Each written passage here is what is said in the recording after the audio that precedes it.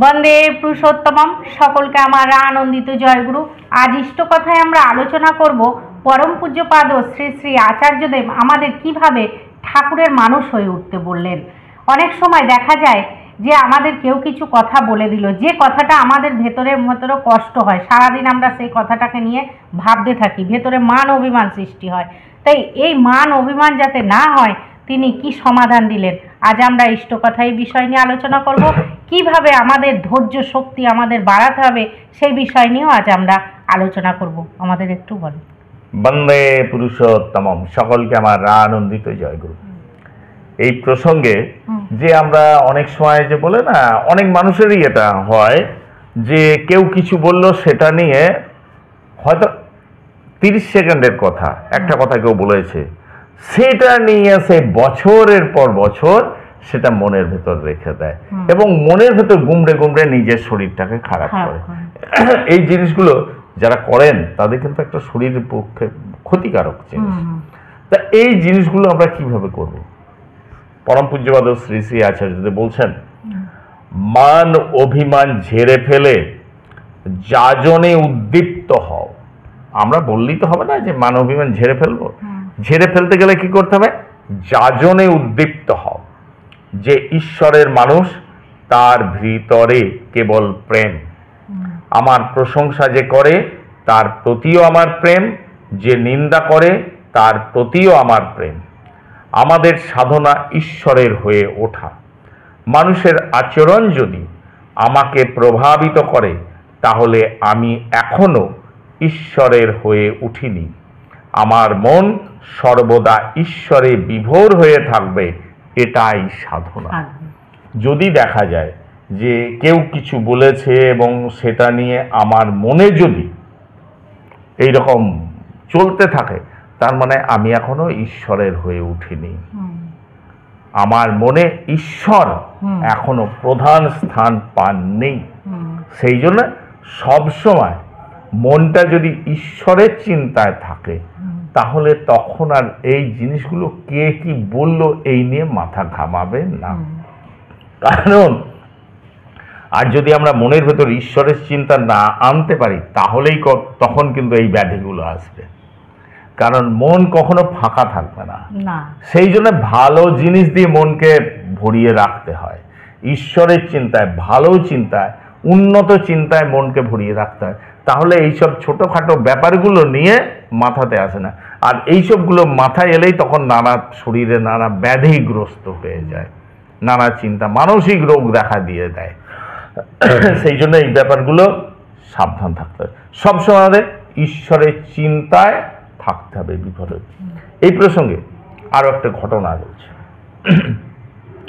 পশ্চিমবঙ্গের কোনো এক জায়গা থেকে কয়েকজন মা পূজনীয় পরম পূজ্যপাদ শ্রী শ্রী আচার্যদেবের কাছে এসে এই বিভিন্ন আমাদের ডিপি ওয়ার্ক নিয়ে কথা বলছেন। তারা সকলে একত্রে যে যাজন যাচ্ছেন, দীক্ষাপত্রে কাজ করছেন, এইসব নিয়ে কথা বলছেন। একজন মা জানালেন, খুব ভালো কাজ হচ্ছে, অনেকে ইষ্টভৃতি শুরু করেছে, মাঝে মধ্যে দীক্ষাও হচ্ছে। পরম পূজ্যপাদ আচার্যদেব ওই সময় মায়েদের বললেন, দেখবে তোমার জীবনের কোনো পরিবর্তন হচ্ছে কিনা, নিজের রাগ কন্ট্রোল হচ্ছে কিনা, নিজের সহ্য করার ক্ষমতা বাড়ছে কিনা, ধৈর্য বাড়ছে কিনা, এই জিনিসগুলো আমাদের দেখতে হবে। আমরা যে ডিপি ওয়ার্ক কাজ করি, তার সাথে আমাদের জীবনের পরিবর্তন কি হচ্ছে এই কাজে গিয়ে, এই জিনিসগুলো দেখতে হবে। আমার যে এই জিনিসগুলো ছিল, মানুষের ধৈর্য ক্ষমতা, মানুষ বলে না ধৈর্য ক্ষমতা মানুষের খুব কমে গেছে, এই ধৈর্য সহ্য ক্ষমতাটা আমাদের বাড়ছে কিনা সেটাও দেখতে হবে। কাজ করলে বাড়বে, হ্যাঁ অবশ্যই বাড়বে। ঠাকুরের কাজ করলে তখন ওই ঠাকুর যখন আমার মনের মধ্যে থাকবে, তখন ওই কে কি বললো সেটা নিয়ে আমি ভাবার সময়ই পাবো না। ভাবার সময় পাচ্ছি, আমি দিনরাত সেটাই ভাবছি, তার মানে আমি ঠাকুরের কথা ভাবিনি, জীবনে আমার ঠাকুর মুখ্য হয়ে ওঠেননি। কথা প্রসঙ্গে আচার্যদেব একজন মাকে বলছেন, আমার সহকর্মী আমায় একটা কথা বলেছে, সেটা নিয়ে আমি সারাদিন ভাবছি, সে এ কথা বলবে কেন, ওর কি রাইট আছে এই কথা বলার? অনেক সময় হবে না, ও কেন আমায় বলবো, ওর কি রাইট আছে এইটা ভেবেই ও তো বলেছে কয়েক সেকেন্ডে। তা আচার্যদেব বলছেন ভেবে দেখো ওর কথাটা কয়েক সেকেন্ডের ব্যাপার, আর আমি তা নিয়ে সারাদিন ভেবে চলেছি। তার কথাটা 1 মিনিটের, ওই 1 মিনিটের কথা আমি সারাদিন ধরে ভেবে চলেছি। আঘাতকে আমি পোষণ দিচ্ছি, বাঁচিয়ে রাখছি। এই যে দুঃখ পাওয়া, আঘাত, সে আমায় যে আঘাত করেছে, মানে আমরা কথায় বলে আঘাত করেছে না, কথা বলে আঘাত করেছে, সেই আঘাতটাকে আমি পোষণ দিচ্ছি। মানে আঘাতটা সে যে বলেছে নিরাময় করার জন্য আমি কিছু করছি না, আমি সেটাকেই পোষণ দিয়ে যাচ্ছি। রাস্তায় চলতে গিয়ে একটা হোঁচটে লেগে গেল, তা আমরা কি করব? সেই ব্যথাটা যাতে ভালো হয় তাই করবো তো? তা না করে যদি সেটাকেই আমি খুঁচি খুঁচি বাড়াই, কি অবস্থা হবে? আর সেটা নিয়ে ভাবাটা ওই একই হলো, ওই খুঁচি খুঁচি বাড়ানো। তাহলে আমাদের মনে ওটা ঈশ্বরের চিন্তা থাকবে, ঠাকুরের চিন্তায় আমি বিভোর হয়ে থাকবো, ডিপি ওয়ার্ক কাজ নিয়ে বিভোর হয়ে থাকবো, তাহলেই থাকবে। সবচেয়ে ভালো হচ্ছে শ্রী শ্রী আচার্যদেব বলছেন কে কি বলছে এসব কিছু না ভাবা। কেউ কিছু বলল তার কথাকে পাত্তা না দেওয়াই বুদ্ধিমানের কাজ। সে 1 মিনিট বলেছে, আমি ও গুরুত্ব না দিয়ে 1 মিনিটেই উড়িয়ে দেবো। সে 1 মিনিটে বলেছে, আমিও সেই কথাটা গুরুত্ব না দিয়ে 1 মিনিটেই উড়িয়ে দেবো। বেশিক্ষণ নিয়ে বিব্রত থাকবো না।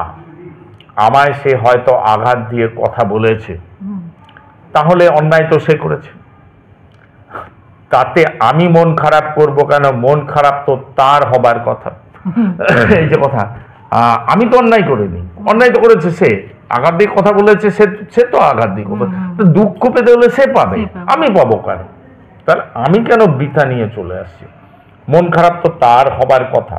নিজেকেও ভাবতে হবে, আমি কি তাকে ব্যথা দিয়েছি? যদি ব্যথা দিয়ে থাকি, জানতে হবে আমার কোন ব্যবহারে সে ব্যথা পেয়েছে। নিজেকে ভাবতে হবে আমি সত্যিকারের কোনো ব্যথা দিয়েছি কিনা, আর সে যদি বলে আমার কোন ব্যবহারের জন্য বলতে পেরেছে, সেই জিনিসটা দেখতে হবে, এবং আমাকে নিজেকে সুধার করতে হবে, আমাকে নিজেকে সুধার করতে হবে, আমার কথাবার্তা ব্যবহার মার্জিত করতে হবে। সে কি করেছে সেটা কোনো কথাই না, তার কথা ভাবতে গেলে দুনিয়ায় আমি কোনোদিন শেষ করতে পারবো না। তার কথা ভেবে দুঃখকে আরো দুঃখ করব, আর হয়তো তাকে আরো কথা বলবো, আরো বিপদ হবে, আরো চলবে, এই নিয়েই চলতে থাকবে সারা জীবন। আমি কখনোই ঠাকুরের দিকে এগুতে পারবো না। তাই ওসব কথা না দিয়ে নিজেকে সংশোধন করাই হচ্ছে জীবনের সাধনা। নিজেকে সংশোধন করাই হচ্ছে সাধনা। আর নিজেকে সংশোধন করা মানে এই যে ভাবগুলো, আমাকে দেখতে হবে আমার কি ভুল আছে, সব সময় আমার দেখতে হবে। কেউ কিছু বললে আমার কি ভুল আছে, আমি কি করলে এটা রোধ করা যেত, এইভাবেই চলতে হবে। আর কেউ যদি অন্যায়ভাবে বলেও থাকে, পাত্তা দেব, মন খারাপ সে করুক, আমি করবো কেন? আমি ঠাকুরের কথা ভাববো, আমি ঠাকুরের যাজনে থাকবো, আমি ঠাকুরের কাজ নিয়ে ব্যস্ত থাকবো। ঠিক আছে? জয় গুরু। আজ আমরা খুব সুন্দরভাবে জেনে নিলাম এই যে আমরা কিভাবে ঠাকুরের মানুষ হয়ে উঠবো, কিভাবে আমরা মান অভিমান থেকে মুক্তি পাবো, আর কিভাবে আমাদের ধৈর্য শক্তি বাড়াতে হবে। তা আমাদের এই মান অভিমান করার আমাদের সময় কোথায়? তার জন্য একটা বড় কাজ দিলেন, যেটা আমাদের হচ্ছে ডিপি ওয়ার্ক। আমরা দেখবেন সারাদিন যদি এই ঠাকুরের কাজ করব, আমরা ডিপি ওয়ার্কে যাবো, এর বাড়ি যাব, ওখানে যাজন করতে হবে, এই কথাগুলো যদি আমরা মনে মনে ভাবতে থাকি না, আমাদের ওই মন খারাপের করারই সময় থাকবে না। আমরা মানে কে কি বললো আমাদের মানে মাথাতেই তখন আসবে না। এটাই হচ্ছে মেন কথা। আমাদের ঠাকুরকে নিয়ে থাকতে হবে, ঠাকুরকে ধরে মানে বাঁচতে হবে, ঠাকুরের কথা সব সময় ভাবতে হবে। তা আমরা সবাই ভালো থাকবো তার থেকে। তা আপনারা সবাই ভালো থাকবেন, সুস্থ থাকবেন, পরম দয়ালকে নিয়ে আনন্দে থাকবেন। জয় গুরু। বন্দে পুরুষোত্তম।